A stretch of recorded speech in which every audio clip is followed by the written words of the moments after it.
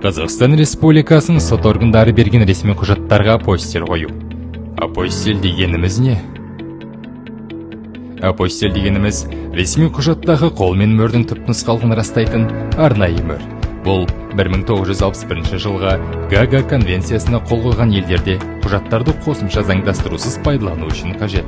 Егер сіз шетелде сот құжаттарын пайдалануды жоспарласаңыз, мысалы шетелдік соттарға нотариаттық іс-әрекеттерге өтініш беру үшін, апостиль олардың шынайылығын растайды және тану процесін жеңілдетеді.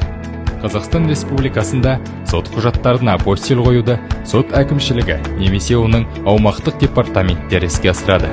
Апостиль қоюға құжаттарды тапсыру үшін апостиль қою туралы өтініш, жеке басын куәландыратын құжат, апостиль қоюға жататын сот құжаты және мемлекеттік баждың түбіртегі қоса тіркелуі тиіс.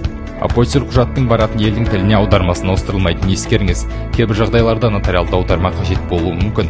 Сондай-ақ сіз құжатты жіберетін ел Гага конвенциясының қатысушы екеніне көз жеткізіңіз.